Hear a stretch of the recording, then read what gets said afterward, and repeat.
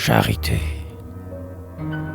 Si déjà nos forêts, par les vents dépouillés, de leur feuillage aride ont jonché leurs allées, si la nature prend le deuil, l'art nous rend les trésors que le temps nous enlève.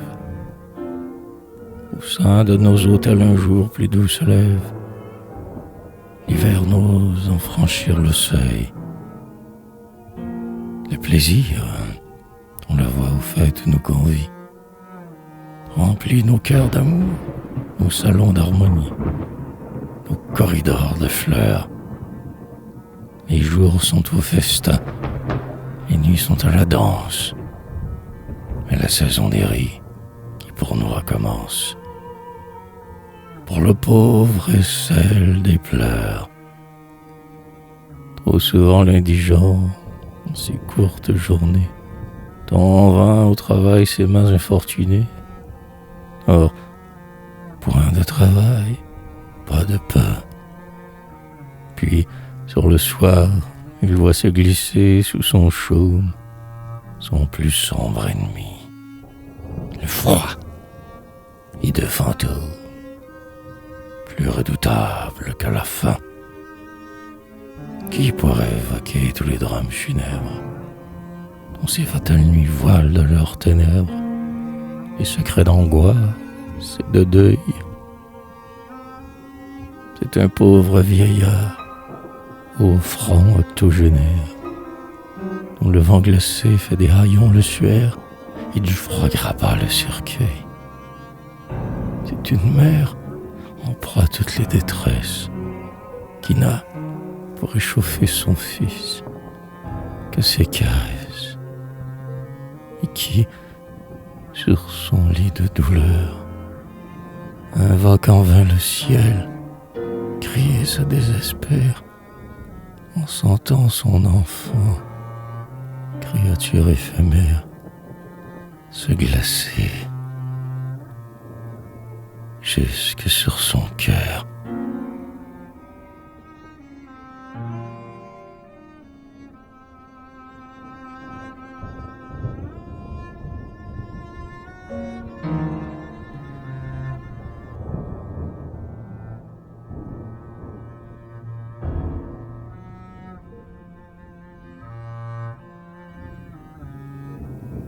Vous l'avez bien compris. Vous êtes accourue, femme au front candide et vierges ingénues, âmes ardentes, tendre cœur. Oui, c'est la charité qui, sur ses bancs, déploie ce frais cercle de tours, de blonde et de soie, souriant par terre de fleurs. Car nos chants, et loin d'aller irriter la misère, auront pour tout écho les vœux et la prière qu'exhale un cœur reconnaissant. Les roses du plaisir qu'ici votre main cueille, s'échappant de vos doigts, s'en iront, feuille à feuille, tomber sur le toit indigent. Ce lustre dont l'éclat en ces lieux vous éclaire, au-delà de ces murs projette sa lumière. Ses rayons purs et généreux, pénétrant sous le chaume où gémit l'indigence, iront, reflets de moi, par leur douce influence, y réchauffer le malheureux. Et vous avez voulu, dans votre ardeur pieuse, religieuse, sainte folle gracieuse, apporter le sel et le pain au modeste banquet que votre main prépare. Banquet où, grâce à vous, le pauvre Salazar viendra prendre place demain.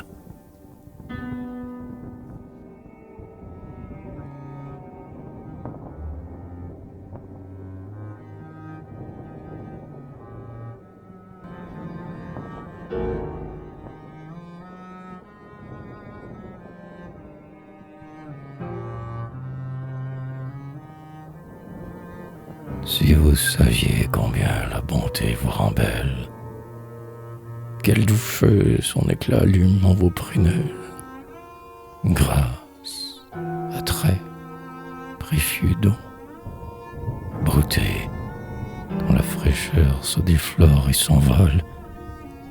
Que sont-ils donc auprès de la sainte auréole, dont la charité ceint vos fronts? Quand il voulut créer la femme, Dieu lui-même emprunta à 3 rayons son pur diadème. Amour, bienfaisance, beauté. Sa droite en condensa l'essence lumineuse pour en former le cœur, pléiade radieuse, autre ineffable trinité. Quel âme ne s'émeut devant ces jeunes femmes qui, dans cet âge heureux où le cœur n'est que flamme, où le monde n'est que splendeur, rejetant leurs atours comme un linceul funeste, pour mériter l'amour de leur époux céleste, se fiancent à nos douleurs. C'est quoi regard charmé une clarté divine, s'élevant de leur cœur sur leur front, illumine ses plus chastes rayonnements, ainsi qu'une veilleuse en sa prison d'opale, de son toit précieux y vivant le ton pâle, le nacre de reflets d'argent.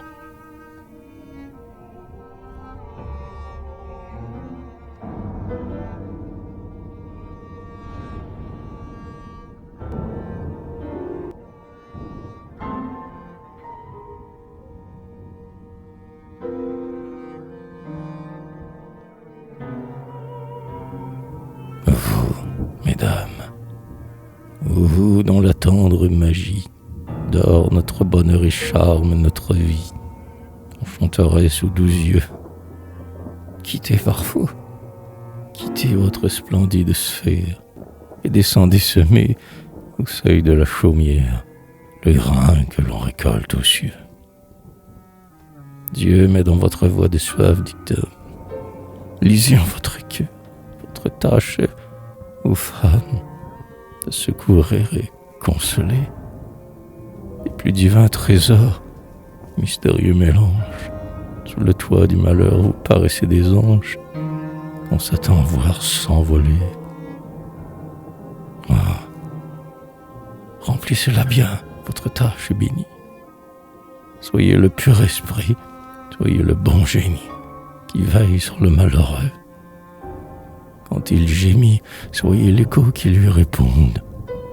Soyez le doux soleil dont la chaleur féconde sèche les larmes dans ses yeux. Étouffez ses soupirs et prévenez sa plainte. Versez, pour l'adoucir, dans sa coupe d'absinthe, quelques gouttes de votre miel. Seigneur content aux vos bienfaits, chaque au monde ajoute un diamant de plus à la couronne qui vous attend un jour au ciel. Donnez donc, l'indigente que ses bienfaits consolent, cherchera dans son cœur les plus douces paroles pour vous louer et vous bénir. Donnez, et vous verrez la vieillesse et l'enfance, dont vous secourront alléger la souffrance, dans vos rêves se réunir. Donnez, riche, d'ailleurs le pauvre est votre frère, celui que chaque soir vous nommez votre père, n'est-il pas le père de tous? Le prophète divin, celui dont le calvaire étendit les 2 bras pour qu'il bénisse la terre, est mort pour lui. Comme pour vous.